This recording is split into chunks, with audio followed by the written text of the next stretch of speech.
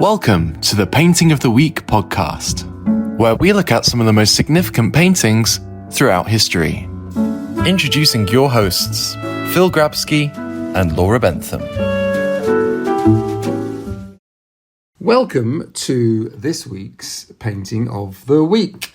I'm here with Laura, and today we are going to talk about a painting that sold in 2012 for $86.9 million.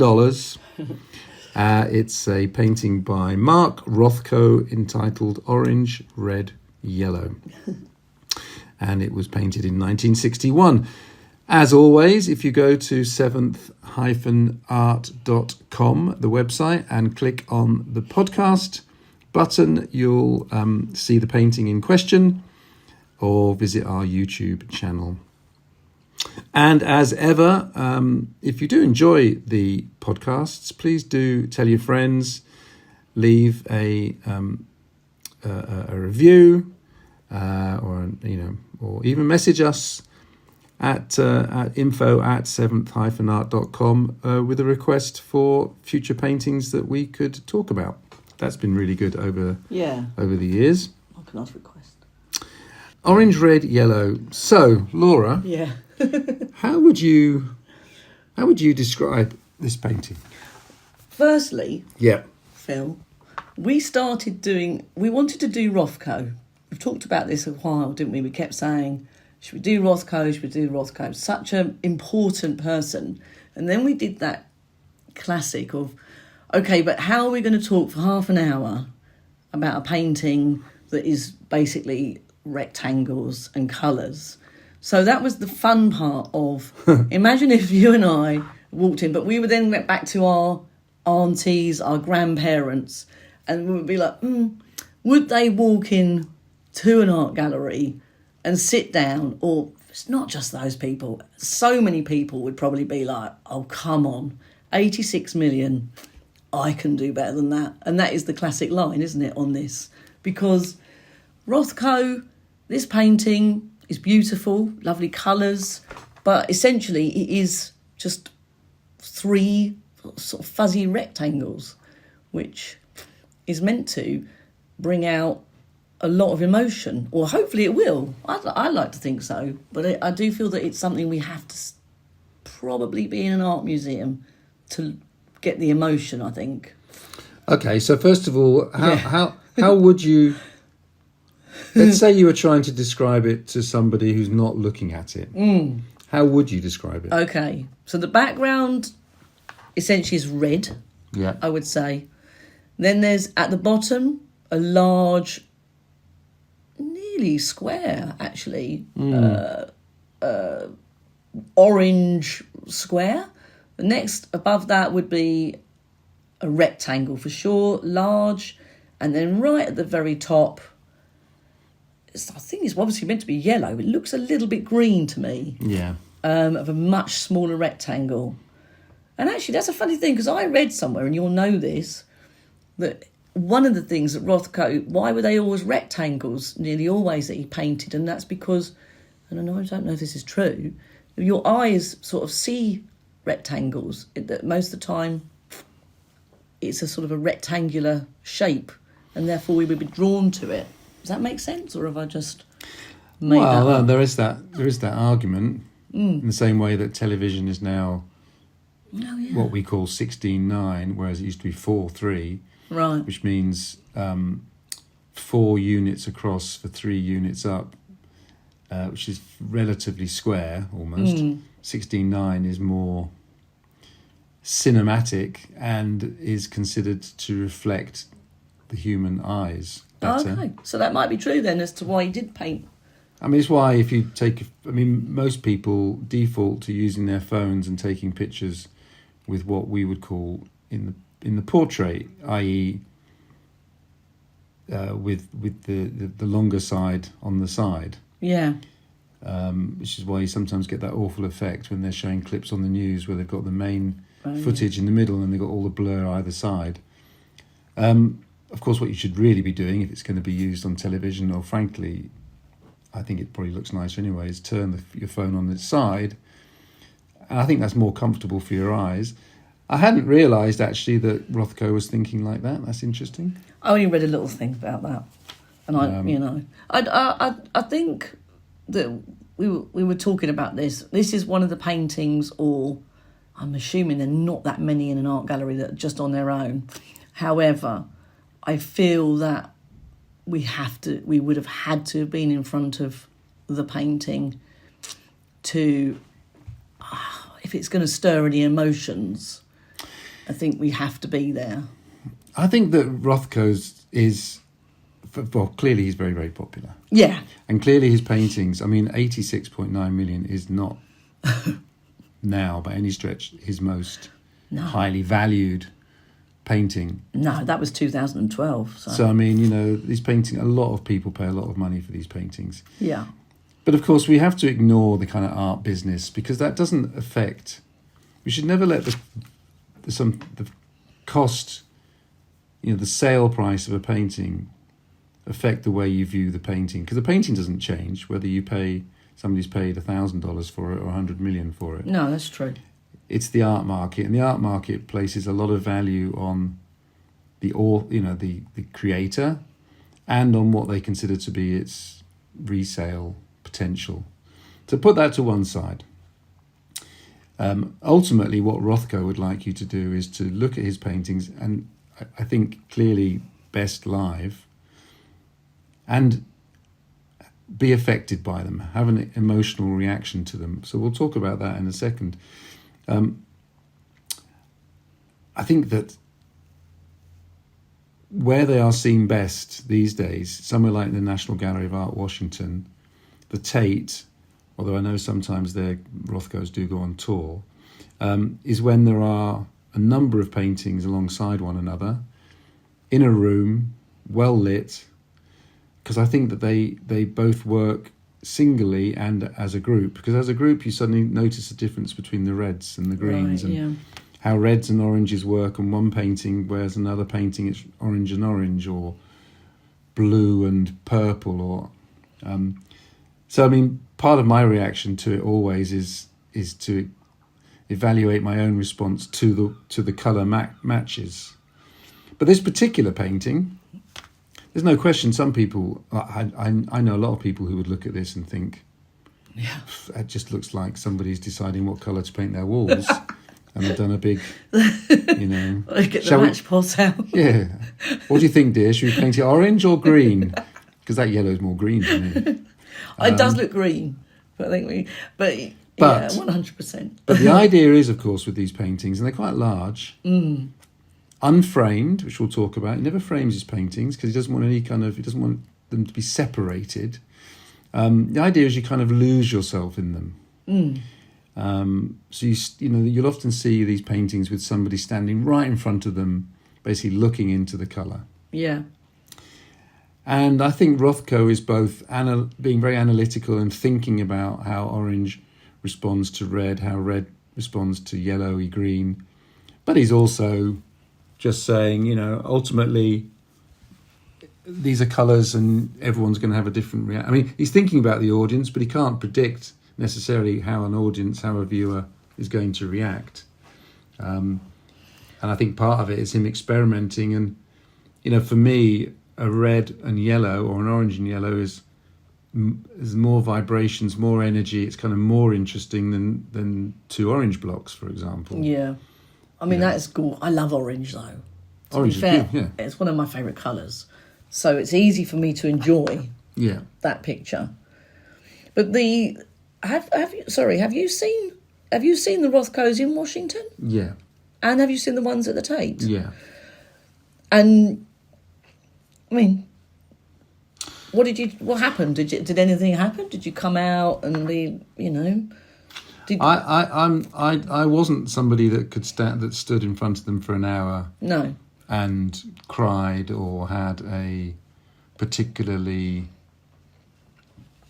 demonstrative reaction. No. I was more interested in looking at them and thinking which colour combination did I find most attractive. Right, okay, yeah. Would I, and then my mind starts to wander, would I have one of these on my wall? If so, which wall? I do like colour, but I wasn't. You know, I know Rothko talks about how these paintings. I can't remember the exact words now, but oh yes, that's right. Tragic, doom, and ecstasy. Yeah, that's the human emotions. Yeah, I can't honestly say that. But my mind does play. I mean, okay, in my case, orange, red, yellow. When I first look at it, I do try to understand what was he trying to achieve. Okay, this is how my brain works. First of all, I'm looking carefully and I'm thinking, actually, the more you look at the orange, the more you realise that you can see some. Looks to me like maybe the ground, you know, because these are always done with very light washes, and he builds up and builds up. Yeah, I think he made his paint, didn't he, every time? Okay. Thin layers of paint. So I'm seeing green under the orange, and I think when you look at the more rectangular orange blocks, there's more smudges in there. It's a less well defined orange, so that you can see yellow coming through, you can see green coming through. The top thin rectangle of, well, he called it yellow, but as we said, to us it's kind of greeny, yellowy, almost going purple. My brain's trying to analyse it, starts to see it as a cloud, and I'm thinking, well, if that is a cloud, then what's beneath it? And is it some kind of building? Yeah. Then my brain is looking for something figurative, it can't help it, so I'm thinking, is this some kind of face in some way? Is the gap between the two orange blocks some kind of mouth, which reminds me of a kid's character when I was a child that looked a bit like that, and that was the mouth. I do know with Rothko, which I do think is interesting, is that by the 40s, you know, we can never underestimate the impact of the Second World War. It was just horrendous, and you know, there was a period when anything figurative, those figures would be, you know, they would be shown in such a way as to reflect the trauma that people were going through. So they were distorted figures. There was a scream about them. There was a pain about them. Right. Yeah. And then I think Rothko went past that to beyond figurative, where he doesn't even want to do figures anymore, because he, you know, in his past, okay, Mark Rothko starts life as Marcus Rothkowitz, Russian Jew, makes his way to the United States, not without some difficulties, but like all Jewish immigrants, really, but overcomes some hurdles goes to art school, some ways traditional, some ways encouraged to copy other artists. He's in New York. It's a certain period of time. It's a very exciting time. People are looking into doing new ways of painting. The Ashcan School, which was about looking at the kind of grimier side of life, you know, showing ordinary people. He's not part of that, but some interesting things he does in the subways, but although they're more about the geometry than reflecting day-to-day life, I think. Anyway, he you can see he has a teacher who almost encourages him to try to copy Cézanne. So you see him going through all this. Mm-hmm. So when people say, you know, this is somebody who couldn't paint, that's not true of Rothko. No. He got here and stayed here in the late 30s, early 40s, after having gone on a journey. So this is a deliberate decision to paint like this. I think it's also, he's taken that. He's probably is he maybe one of the only artists that have taken this to the absolute extreme of colour, because we were talking about Van Gogh and how he uses colour with his paintings, and they are absolutely incredible, especially when you see them in the flesh. And Rothko has just taken every single part out of it. No trees, no figures, and just left with the colour, to then see what that does to our emotions. Yeah, so I think that's really interesting. I mean, the Van Gogh Poets and Lovers film that we've just made, Van Gogh was one of those artists at the end of the 19th century who really studied colour. Yeah. And really studied what colour is, how it impacts, how the brain interprets colour. It's not an accident that in Leonardo's paintings 500 years ago, he's got reds and oranges at the front of the painting and blues at the back of the painting. Actually, not the front and the back. Painting's flat. Yeah. It's just our perception of it. Oranges and reds jump out and pale blues sit back. So it gives you an illusion of depth. So jump forward a little bit to Monet. When he was planting his gardens in Giverny, and he's as much a gardener as he is a painter, he's planting, thinking about next spring and the paintings he's going to be able to do. But in the foreground, he's put flowers that are going to be red and orange. Yeah. And in the back, he's put things that are blue, maybe, pale green maybe, to create depth. So they're thinking about colours, and then they're thinking about how colours work together. So you've got the complementary colours. Blues and yellows have a particular effect, reds and greens. They're really studying it, and you have these colour wheels, and I mean it's absolutely fascinating. One of the reasons that we love the Impressionist artists is because their colour is so vibrant. Now, there's a separate story going on here, which is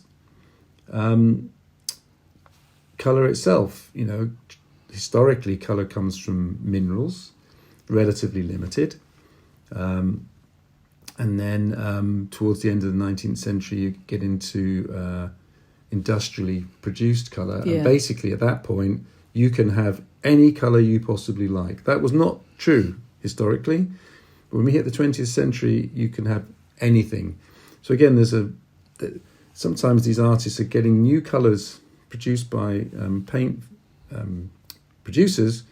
They've never seen anything like it before. Exactly. A purple that has, an orange that's more orange than that, but a yellow that's more yellow. And so they're also just having fun with the colour.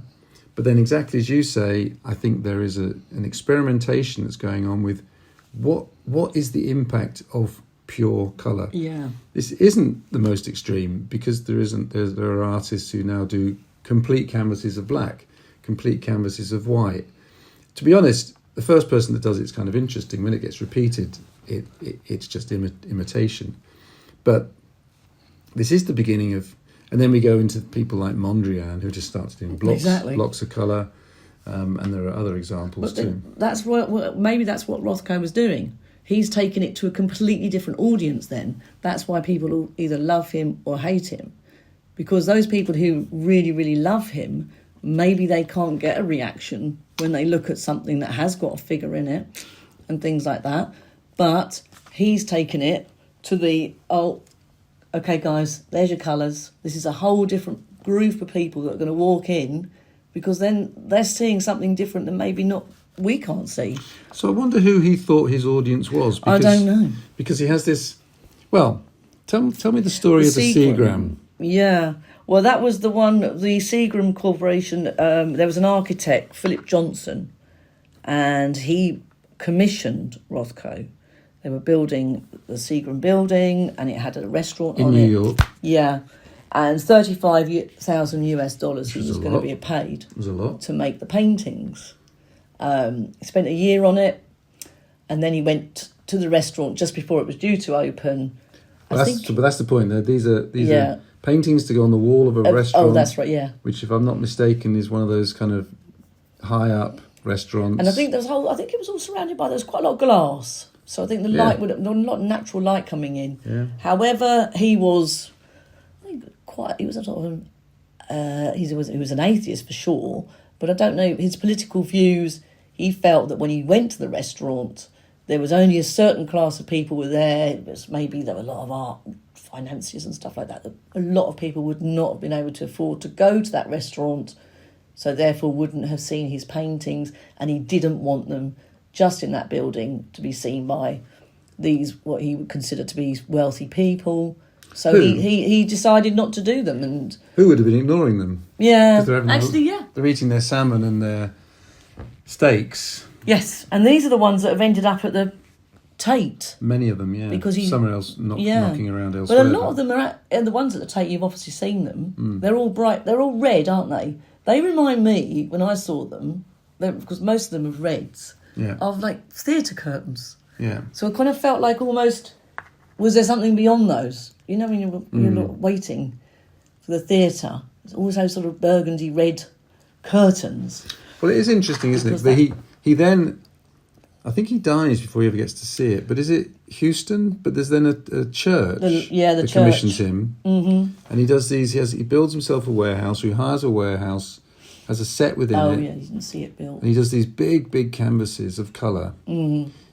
You can understand that for an artist, you know, people walking in to a quasi-religious, well, in this case, a religious environment where, you know, they take their hat off and they've got their hands behind their backs and they're whispering if they're speaking at all, and they are just communing with the painting. Yeah. You can kind of get that for an artist is going to feel fairly ideal. Yeah. But you can make the argument that actually that's a bit traditional of Mark Rothko, and actually having his paintings in a restaurant actually wasn't a bad idea. No, I mean, I for don't example, think so. we did a film called it's a TV program when the National Gallery, who was the printing company? Anyway, the printing company printed really high resolution copies of about 40 of their masterpieces. And then these were put on the streets of London. Okay. In some cases quite clever places, like there was a Caravaggio in a back street of Soho, for example. In some cases it was a little bit more random. Well, that sounds fun. But seeing these paintings out in the open like that was wonderful, rather than in the rarefied, quiet space of a gallery. Yeah. So again, you know, I wonder what Rothko was, you know, I think, as we've talked about before, artists always want to be respected, and the idea that someone's eating their lunch and not even looking at the painting. No. It'd be like if I had films running. It's like, for example, I hate the idea of people watching my films while, you know, in these cinemas where they're also being delivered their burgers. And, yeah. It's like, no, just spend 90 minutes without eating and watch the film. Well, he I think I wanted to ask you this anyway, was when I was doing the research, he absolutely loved Mozart. Yeah. And he wanted to, well, one of the things about Mozart that this is what he was saying, that his music was of a simple structure, and so he just loved that work. And he wanted only always painted with the music on in the background, and not always, probably Mozart, but most of the time. And he wanted the paintings to bring out a reaction from you as a listener as to what the music would bring out. Because sometimes, and we talked about this, I can't sometimes put classical music on because it reminds me so much of my mum and dad and back in the past. Not that I didn't love my mum and dad, just because I miss them so much. And as soon as it comes on, I just get so emotional. So therefore, I'm a bit like... Power of music, isn't it? Yeah. And the power of the painting, is that the same? That is going to... yeah, actually, I suppose if you look at a painting that was on your mum and dad's lounge, maybe, so that is bringing out some emotion there. So that's what Rothko was maybe trying to do? Well, for me, Mozart is the preeminent genius. Mm-hmm. And his ability... I mean, and I remember when I made these composer films, Mozart, Beethoven, Chopin, Haydn, I'd always be talking to a lot of musicians and conductors and composers about how does music work. Yeah. Because we take so much for granted. And I said, well, why is Mozart, why does he sound so good? And there are various theories about frequency and resolution of chords and no. But ultimately, I think it's a bit, we don't really know. No. And, you know, how much of it is innate, how much of it is something that we learn. Obviously, if you go to somewhere like Indonesia and listening to gamelan, that's a completely different type of music, or Japan or wherever. So part of it is our own culture. But the music of Mozart is quite extraordinary. And I do know that Rothko, he wanted his paintings to have the equivalence of music and poetry, and not least, as you say, Mozart. That's why it's so interesting, I think. Actually, I think it would be lovely to go and look at a Rothko. And I think I would love to play with Mozart. With some Mozart. But they don't tend to do that, really. No. Galleries. I think they should do it more, actually. I think it'd be quite fun. I mean, we all know that he loved Mozart, so therefore you're not taking anything away from the paintings. And we would never have a film that doesn't have a score. No. I mean... and that must take you ages to decide what the music, because, you know, I think we were watching a play. I was watching a play of...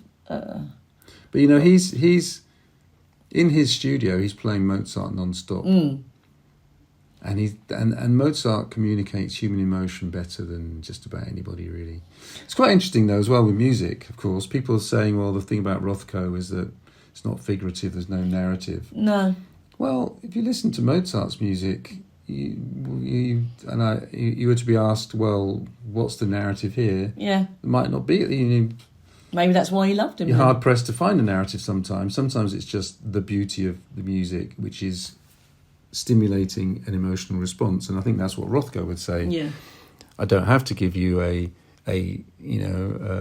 saint on a cross, or, you know, a couple walking through poppies, or whatever it might be. Mm.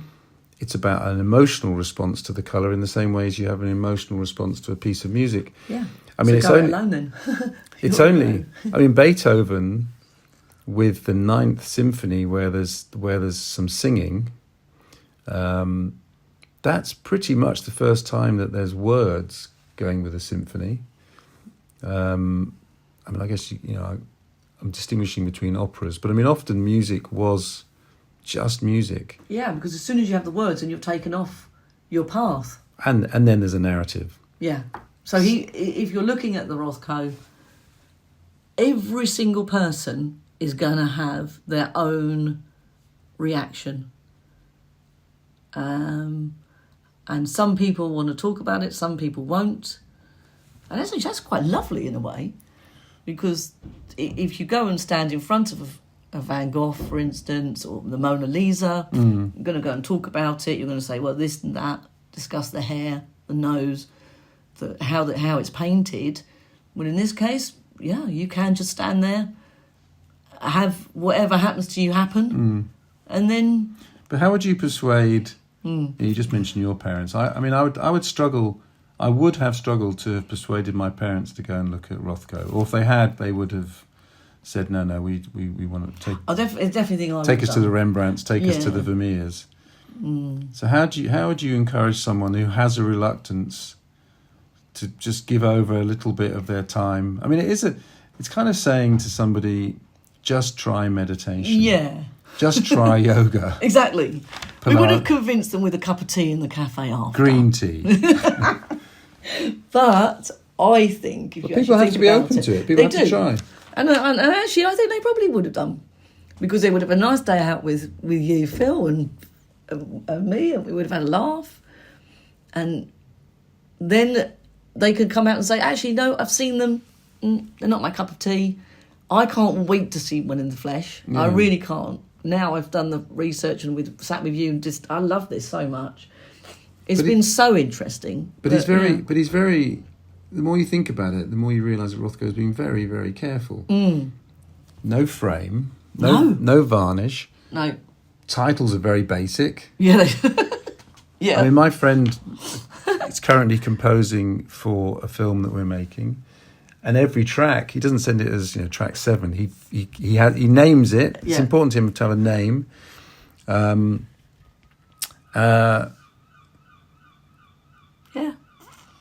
And I would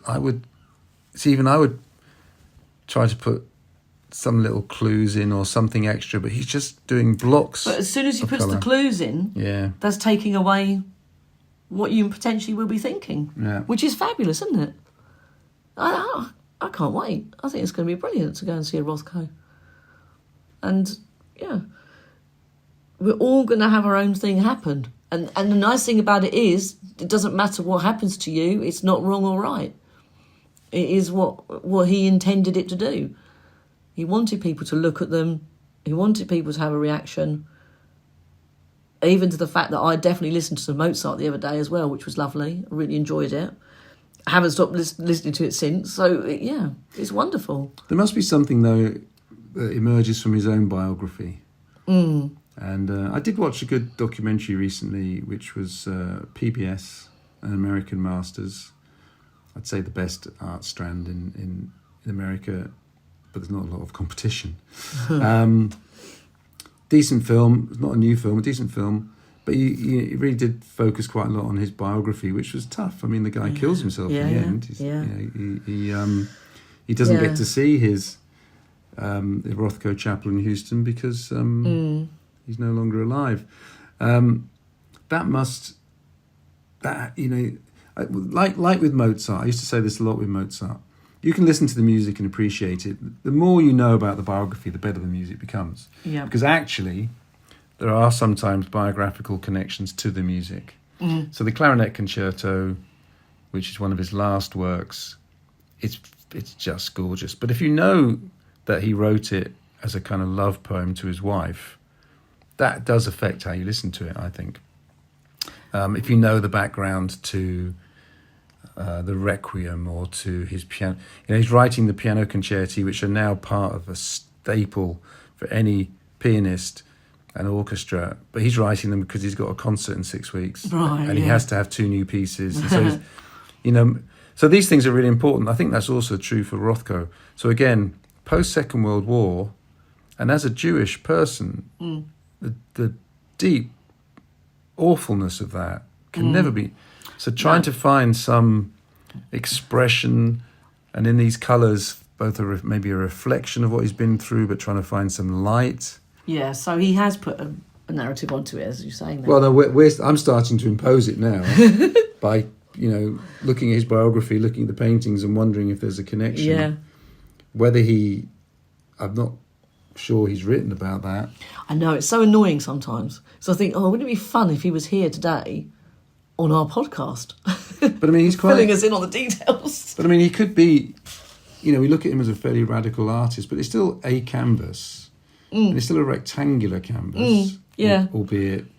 And, there's still a structure to it. I mean, you can see, there are echoes of kind of Greek temples and Roman Forum or Fori, and, it's blocks. Yeah. It's not kind of just streaks. No, he was clever though, wasn't he? He was super clever.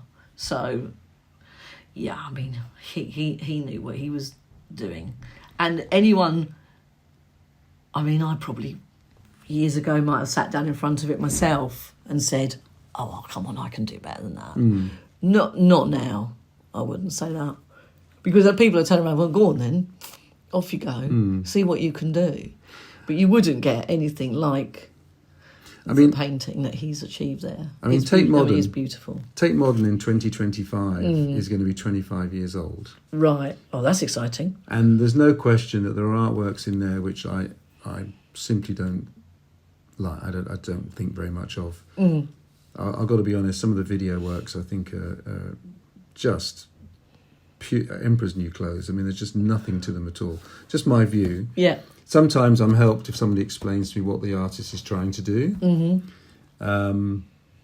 But, the guy who recently sold his banana for whatever it was. Oh, yeah, I saw that. With a bit of gaffer tape. I mean, good luck to him, but I mean, it's a nonsense, isn't it, really? I think the guy's eating it now, isn't he?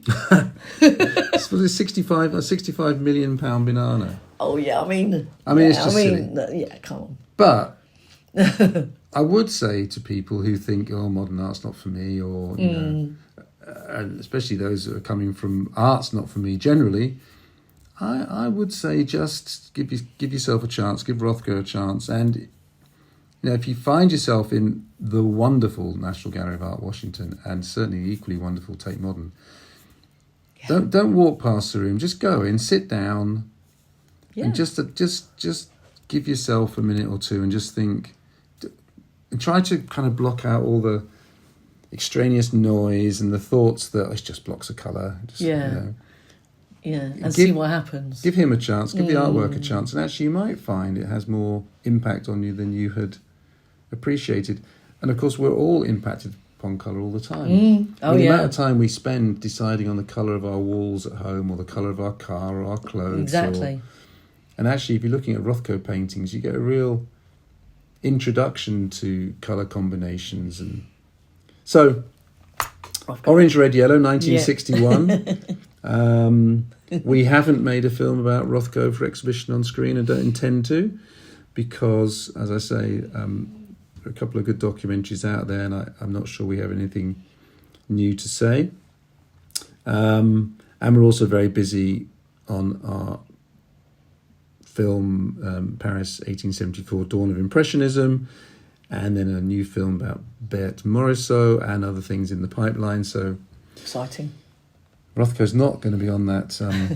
I guess the nearest in terms of location and time would be the film I recently directed about Hopper, who's also working in this sphere and in this period.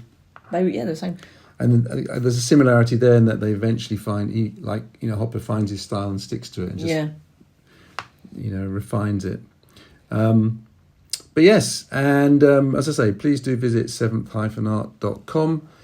If you've enjoyed our little chat about the painting or the other 60 plus podcasts, please do at least recommend one person, maybe post a little review, and we'll see you for the next painting of the week very soon.